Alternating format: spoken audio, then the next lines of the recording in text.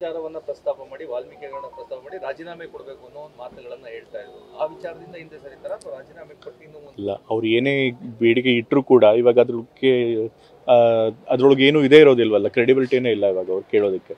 So ಹಾಗಾಗಿ ಅವ್ರು ಕೇಳೋದಕ್ಕೆ ಆಗೋದಿಲ್ಲ. ಅಲ್ಲ, ಅಲ್ಲಿಗೆ 5 ವರ್ಷ ಸಿದ್ದರಾಮಯ್ಯನವರೇ ಅನ್ನುವಂತ.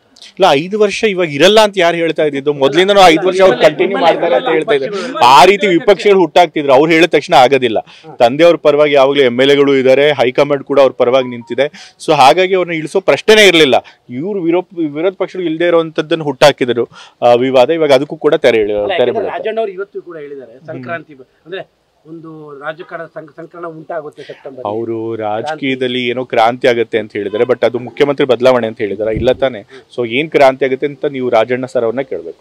ಈಗ ಲೋಕಸಭಾ ಚುನಾವಣಾ ವಿಚಾರವಾಗಿ ರಾಹುಲ್ ಗಾಂಧಿ ಅವರು ಹೇಳಿದ್ರು, DK ಶಿವಕುಮಾರ್ ಅವರು ಹೇಳಿದ್ರೆ ಬೆಂಗಳೂರು ಗ್ರಾಮಾಂತರದಲ್ಲೂ ಸಹ ಈ ರೀತಿಯಾದಂತಹ ಒಂದು ಸಮಸ್ಯೆ ಆಗಿರುವಂತ ನಮ್ಗೆ ಬಂದಿದೆ. ಹೌದೌದು, ಇವತ್ತು ರಾಹುಲ್ ಗಾಂಧಿ ಅವರು ಹೇಳಿದ್ದಾರೆ, ಬೆಂಗಳೂರಿನ ಕೆಲವು ಕಾನ್ಸ್ಟಿಟ್ಯೂನ್ಸಿಗಳಲ್ಲಿ ವೋಟರ್ಸ್ ಲಿಸ್ಟ್ನಲ್ಲಿ ಗೋಲ್ಮಾಲ್ ಮಾಡಿದ್ದಾರೆ ಅಂತ, ಹೆಚ್ಚಿಗೆ ಜನ ಸೇರಿಸಿ ಅವ್ರಿಗೆ ಬೇಕಾದಂಗೆ ವೋಟ್ ಹೆಚ್ಚಿಗೆ ಮಾಡ್ಕೊಂಡಿದ್ದಾರೆ ಅಂತ ಹೇಳಿ.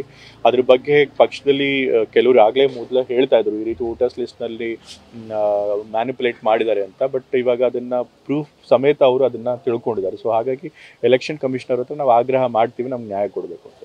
ಡಾಕ್ಟರ್, ಈಗ ಮೈಸೂರಿನ ರಿಸಲ್ಟ್ ಬಗ್ಗೆ ತಮಗೇನು ಡೌಟ್ಸ್ ಇದೆಯಾ? ಯಾವ ರಿಸಲ್ಟ್ಸ್ ಬಗ್ಗೆ? MP election.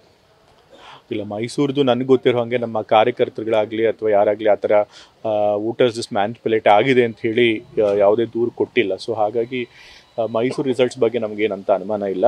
ಬಟ್ ಬೆಂಗಳೂರಿನಲ್ಲಿ ಹಲವಾರು ಕಾನ್ಸ್ಟಿಟ್ಯೂನ್ಸ್ ಎಲ್ಲ ಆಗಿದೆ ಅಂತ ನಮ್ಮ ಕಾರ್ಯಕರ್ತರು ಹೇಳ್ತಾ ಇದ್ರು, ವೋಟರ್ಸ್ ಲಿಸ್ಟ್ ಮ್ಯಾನಿಪುಲೇಟ್ ಆಗಿದೆ ಅಂತ. ಸೊ ಅವ್ರು ಏನು ಅನುಮಾನ ವ್ಯಕ್ತಪಡಿಸಿದ್ರು, ಈಗ ಅದಕ್ಕೆ ಪುಷ್ಟಿ ಸಿಕ್ಕಿದೆ. ಇಡೀ ದೇಶದ ಚುನಾವಣೆ ಬಗ್ಗೆ ಅನುಮಾನ ವ್ಯಕ್ತಪಡಿಸಿದ್ರು. ಹೌದೌದು, ನಾನು ಹೇಳಿದ್ನಲ್ಲ, ಕೇಂದ್ರ ಸರ್ಕಾರದವರು ಎಲ್ಲಾ ಸಾಂವಿಧಾನಿಕ ಸಂಸ್ಥೆಗಳನ್ನ ತಮ್ಮ ಕಪಿಪುಷ್ಟಿ ಇಟ್ಕೊಂಡು ತಮ್ಮ ರಾಜಕೀಯಕ್ಕೋಸ್ಕರ ಬಳಸ್ಕೊಳ್ತಾ ಇದ್ದಾರೆ. ಚುನಾವಣೆಯಲ್ಲಿ ಕೂಡ ಅವರು ಎಲೆಕ್ಷನ್ ಕಮಿಷನ್ ಉಪಯೋಗಿಸ್ಕೊಂಡು ಚುನಾವಣೆಗಳಲ್ಲಿ ಕೂಡ ಅಕ್ರಮ ಎಸಗುವಂಥ ಪ್ರಯತ್ನ ಮಾಡ್ತಾರೆ. ಇದು ಬಹಳ ಗಂಭೀರವಾದಂಥ ವಿಷಯ. ಸೊ ಹಾಗಾಗಿ ನಮ್ಮ ಪಕ್ಷದ ವರಿಷ್ಠರು ಇದನ್ನು ಹೇಗೆ ಟ್ಯಾಕಲ್ ಮಾಡಬೇಕು, ಇದ್ರ ವಿರುದ್ಧ ಹೇಗೆ ಹೋರಾಟ ಮಾಡಬೇಕು ಅಂತ ತೀರ್ಮಾನ ಮಾಡ್ತಾರೆ. ಅವ್ರ ತೀರ್ಮಾನಕ್ಕೆ ನಾವೆಲ್ಲ ಬದ್ಧರಾಗಿರ್ತೀವಿ.